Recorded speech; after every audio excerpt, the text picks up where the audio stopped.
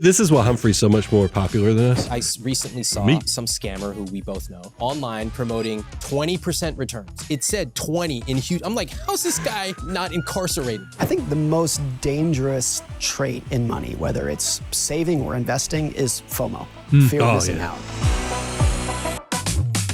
The team has been busy. They have set us up and said we have some fellow financial YouTubers that we're going to be reacting to. Brian, I am so excited to see what the internet has in store for us today. Let's dive in. So you have a high-yield savings account and a Roth IRA. What Check. now? If you're confused where to put your money or what to do next, Nice I always recommend the Money Guys Financial Order of Operations. They laid out an easy-to-understand step-by-step framework for what to do with your money. Number 1, deductibles covered. This is essentially an emergency fund. They recommend at least having your deductibles saved before moving on to the next step, but I like to make it an even 1 month of expenses. Number 2, employer match. If your employer offers a 401k match, you're most likely getting a 50 to 100% return immediately on your investment, so take advantage of it. Number 3, high interest debt. The reason this is after employer match is because even credit card debt interest is much lower than the 50 to 100%. Turn that compound interest upside down. 401k match. Number 4, emergency fund. This is building out your full 3 to 6 months expenses in your high yield savings account. Number 5, this is where your Roth IRA and HSA come in. I personally maxed out my Roth IRA and HSA as I was saving for my emergency fund, but that depends on your risk tolerance and comfort level. Number 6, max out your employer plans or invest 25% of your income, whichever comes first. This is essentially increasing your 401k contribution above just the match. If you're able to max it out or you already hit 25% invested, that is amazing and you can move on to the next step, but most likely you will either stay in this step for a very long time or you will never move on to the next step, and that is 100% normal. Maxing out your Roth IRA alone is a huge financial accomplishment. But if you did manage to move on to the next step, number 7 is hyperaccumulation. This is investing beyond 25% of your income. Also accounting for how you're going to use that money in retirement. What about steps 8 and 9? Abundance goals, prepaid future expenses, and prepaid low interest debt. She just nailed the financial order of operations. And I love seeing there's someone out there saying, hey, this thing works. This thing makes sense. If you follow this, it will set you up for a great, big, beautiful tomorrow. It's why, Brian, you have the thing? You know the form? It's why, if you want your free copy, you can go to moneyguy.com/resources and download your free 9 steps right now. The educator in me is just beaming. The flavor in you is beaming. Did you hear all the stuff I was trying but to know that something we created warranted another creator to go out there and create something, well done. And by the way, content team, flattery will get you everywhere. So thank you for throwing this video in there. Mackenzie Mack, that was fantastic. Thank you so much for spreading the good news of the financial order of operations. Do you know how much cooler that name is than Brian Preston? Way cool. I mean, if my last name was Mac, I'd have already conquered the world. 2 signs that you're doing well financially, even if it doesn't feel like it, coming from a qualified accountant and a former investment banker. Number 1, you're focused on the wealth game. Society often measures success by the status game, the size of your house, the brand of your car, the label on your clothes. But 40% of people don't have enough money put away to support themselves for 1 month in the absence exactly of work. Right. So if they lose their job, 1 month later, they're insolvent. If you're looking at someone else feeling behind Desperate financially decisions. because you don't own the same things that they do, remember, wealth is measured by the things you don't see rather than the things that net worth Number is 2, silent. comparing against the wrong people. Studies show that someone whose close associates earn $50,000 a year is going to feel bad about their own finances if they themselves earn $40,000. But that same person will feel good about their finances if their friends made not $50,000 but $30,000 a year. The issue here is that this is a never-ending cycle. There will always be someone making more than you. So remember, finances is a personal journey, not a race against others. That's why, forever back in the real estate boom, the Great Recession, they were always like, go buy the cheapest house in the most expensive neighborhood you could possibly. Because it'll go up in value and you'll make a lot of money. That is a disaster. If you are the poorest person in your peer group or amongst your neighbors, you're always going to feel like you're struggling. So I love that she shared that, because that's something we all should be mindful of, is that if you surround yourself with people. Now, look, I want you to put yourself with people who are making good decisions, going to be successful, because you should pace yourself to people that will make you a better version of yourself. However, If you're trying to just spend to keep up with the Joneses, you're going to find comparison is really going to be the thief of all joy, happiness, and everything else that you think money can and cannot do for you. Yeah, I think the key there is recognizing that money is nothing more than a tool that allows us to accomplish the things that we ultimately want to accomplish. So it's not the status symbols, it's living the better life today and tomorrow that we really believe is capable of us living. So don't get caught up comparing or trying to be someone else. Be the absolute best version of yourself. Shout out to Nisha. That was an awesome video. You get the Money Guy stamp of approval. This is how I would invest $10,000 if I were starting all over again. First, I'd invest $5,000 into an S&P 500 ETF like VOO or SPY. This is going to be the foundation of your portfolio, and it's up 83% in the past 5 years. Second, I'm adding another $3,000 into QQQ. That's the ETF that gives you exposure to the software and tech companies, and in the past 5 years, it's up 135%. Third, I'm going to add $2,000 into a high yield savings account, and that way I always have some cash on hand in case there are any opportunities to buy up any dips. Let me know if you have any questions. I'll also have some free downloads in my profile. This is why Humphrey's so much more popular than us. He has the same thought as us, but we would have been the nerds who said, hey, make sure you got some cash reserves first. But he came out with fire first. He went with the S&P, with the VOO for life, and then he went with the QQQ, and then he came in with the reasonable cash. We could learn something from that. Yeah, Humphrey, I don't disagree with what you said. An 80-20 portfolio is what you described, 8,000 of it being invested, 2,000 of it going into risk off or conservative. Here's the only thing I think that might be a little bit different, and I'd want you guys out there to recognize this. For a lot of folks, when you just start out on your financial journey, you may not understand what all the different ETFs and mutual funds and indices are that you can go buy into. Like, you may have never heard of QQQ or know what that is or why you would invest in that. If you are at the very beginning of your journey, the world has gotten so much easier for investors. We actually love target date index funds where all you have to do is decide two things. How much can I save? And when do I think I'm going to need these dollars? That way, you're not having to figure out what the overall allocation is. You can focus on your savings rate. So if you're someone starting out with just $10,000, don't sleep on using target retirement index funds. Hey, and don't sleep on financial order of operations so you can get money funded in those emergency funds, but also loading up the Roth IRA and other things that are going to build your great, big, beautiful tomorrow. I recently saw some scammer who we both know online promoting 20% returns. It said 20 in huge. I'm like, how's this guy not incarcerated? Anyone who knows the basics of personal finance, in fact, anyone who's watched this interview knows 7% is your good comparison. So if somebody's promising me 20% returns, I already know it's a lie. It cannot be true. Only credit card companies me make going that. and saying, I can promise you that you can run 40 miles an hour if you use my supplement. You're just like, I know this is a lie. It's impossible. And you and I both know that over the course of the long term, it is effectively impossible for 20% return. Yeah, I don't disagree. And I think a lot of people, this is what happened. If you rewind back to the Great Recession, and you rewind back to Bernie Madoff, this is exactly what was happening. He was telling people you can have these returns and you can make this and you'll never go down. And it's year after year after year after year of something that defies all common sense. And if it seems too good to be true, I agree with Ramit, it likely is. That's why whenever we're doing projections and whenever we're thinking about how to plan forward, we want you to use a reasonable rate of return, somewhere between 6 to 8% over the long term. And then if you happen to do better than that because the market does better than that, then that's just all gravy. Yeah, it just lets you have more flexibility, more options. That's why I love the art of planning using conservative assumptions, but also this is another reason I'll flip it upside down, and I meant it. Credit card companies that are charging you 20+%, and you think that you're getting ahead because you're just paying the minimum payment, but you're still funding your Roth IRA.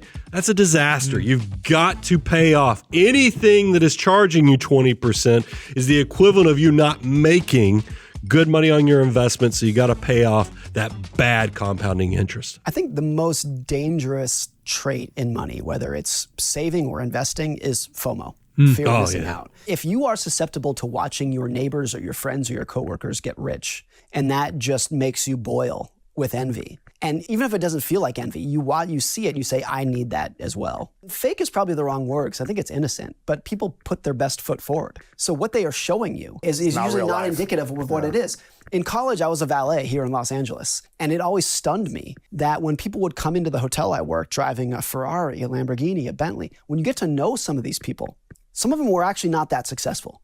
They were like a law firm associate who spent half their paycheck on a Porsche lease. Wow. And so the fake it till you make it idea is so powerful in America that if you see, oh, that guy's driving a nice truck, I need to go get one too, because I'm just as smart as, I work just as hard as that guy. That's really dangerous because you're not chasing their success, you're chasing their fakeness. If you look at the trends, Bo, of how the typical car payment is now getting close to $800 a month, and then you look at the trait that now people are financing cars 7 years and beyond, the faking of life to impress people who probably really don't care, but it's all about the highlight reel of what you see in social media or what people see in your driveway. This is what robs people of being their best self financially, as well as living their best life, doing actually things that they want to do for happiness, for fulfillment.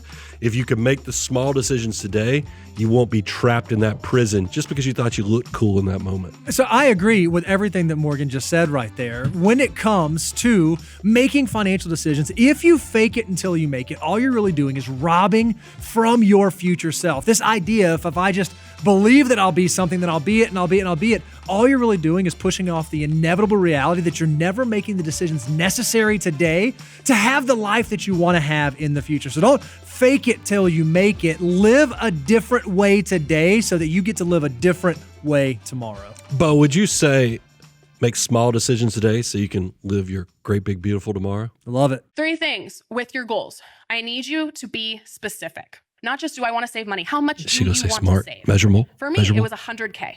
That was the goal. I want to save $100K. The second thing is it needs to be timely. For me, it was I want to save $100K before I turn 26. Wow. And then I need you to put a mission or a why behind it. Because especially with financial goals, what'll happen is you get started paying off your debt, or you get started saving your emergency fund, or you get started saving for your retirement, and then something happens. You get laid off, somebody invites you on this really cool trip to Cabo, and like you end up self-sabotaging. You Life have to has give distractions. yourself a reason to care.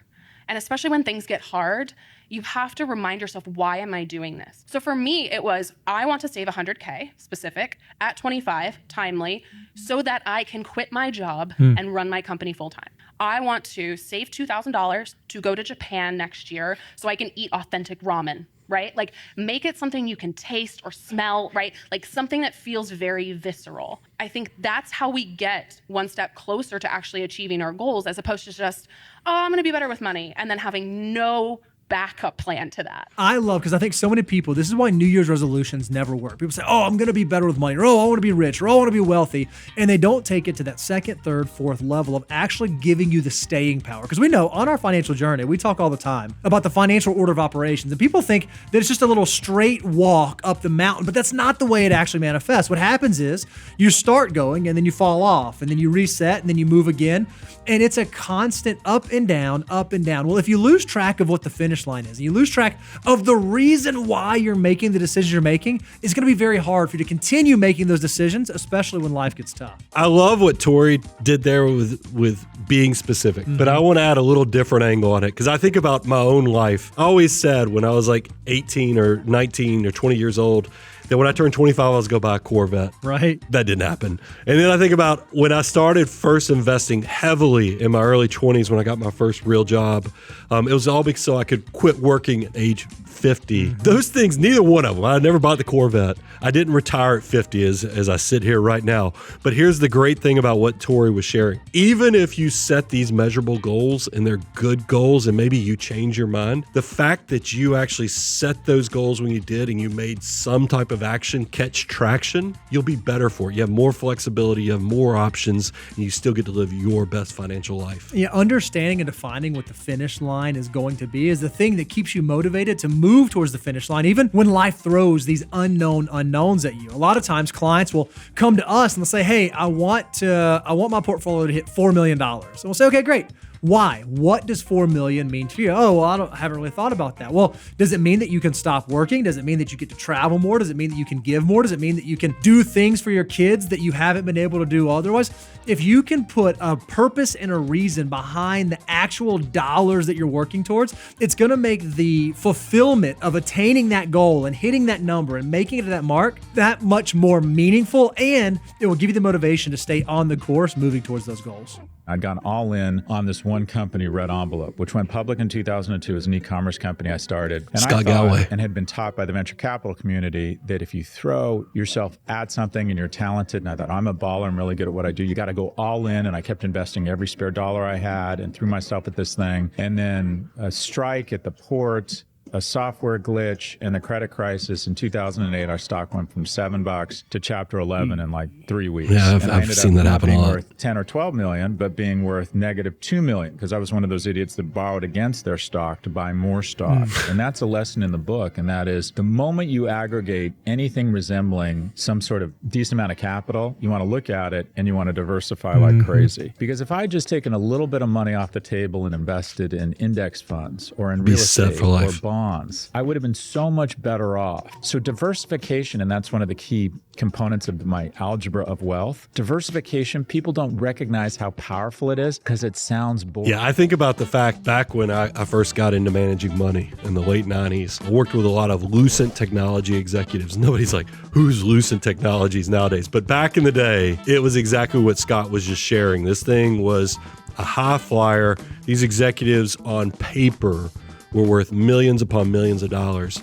But the thing is, it was all on paper. And that's what I love, because a lot of us, you'll have your human capital and your financial capital all mixing in the same pot. You got to keep them separated. If you're not building some separation from how you make your income to what's actually going to support you in the future, you got a problem. Yeah, people think of diversification as some inhibitor or some governor on growth, and it's actually the exact opposite. If you can combine different pieces and parts of your portfolio, you can diversify your financial life. What you're giving yourself permission to do is continue on the course, even if one of those ideas doesn't work out or one of those ideas doesn't manifest in the way that you thought it was going to. So diversification is actually a tool that allows you to build and accelerate and stack, and build and accelerate and stack, while protecting yourself from going back to where you started, which is what it sounds like happened to Scott. Here are my top 5 most useful subreddits, and this is coming from someone who's achieved financial freedom in her 20s. Number 5 is r/buy for life, because a lot of stuff is made with really bad quality nowadays. Yeah. So whenever I make a big purchase, I like to check it out first to see if it's going to break in a couple of years or in 2 days. Number 4 is r/supplements, and this is something I just recently started getting into because health is wealth. Hey! I'm setting up on a bunch of vitamins and supplements that I can take to help me improve my physical health and my mental one. Number 3 is r/explain like I'm 5. If you ever need something super complex, that one's for you. Okay. Just post a question here and people are going to break it down for you. Number 2 is r/life hacks. I love learning new uncommon ways to do things, especially if they're more efficient. Some of the coolest tricks I've ever picked up are from this page. And number 1 is r/financial independence. It's a great subreddit and is really what put me first on into achieving financial freedom. What's your top 2 subreddit? Let me know in the comments. Oh, come on, Money Guy Show. I love that. Another subreddit that you ought to check out is the Money Guy Show, because what it is it's people just like him who say, hey, I really love making sound financial decisions. I love being in a community of other people that view the same things that I view and think the same ways that I think. And it allows you to have that sense of community where oftentimes money in the world in which we live is taboo. Well, in our subreddit, it's not taboo. You can actually talk about the decisions you're making, why you're making that decision, and you can learn from peers that are doing the exact same thing. I think if you could have done 6, Money Guy was going to be on the list. That was cruel because, the content team right out of the gates gave us a content creator that went over the financial order of operations. So when I see them talking about popular Reddits, I'm like, hold. Here it comes. Hold. Here it comes. Here it comes. It's coming. Okay. I do love all of the ones they said. I do think life hacking. I do think health is wealth. I do think financial independence. I think all of those are fantastic things to dive into so that you can do your life better. Money Guy Show. It's Brian Preston, the Money Guy. Well done, content team. Look, I gave you a lot of trouble. I picked on you, but those are actually great. There's nothing more fun than seeing some knuckleheads come on there and say horrible stuff and for us just to slap it out and tell them how horrible it is. It was also fun to actually see fellow content creators who are truly trying to make the world a better place by paying it forward, breaking through all the conspiracies, all the misinformation so that you can understand that money is just a tool, but there's a better way to do money so you can live your best financial life. I'm your host, Brian Preston, Mr. Bo Hansen, Money Guy Team, out.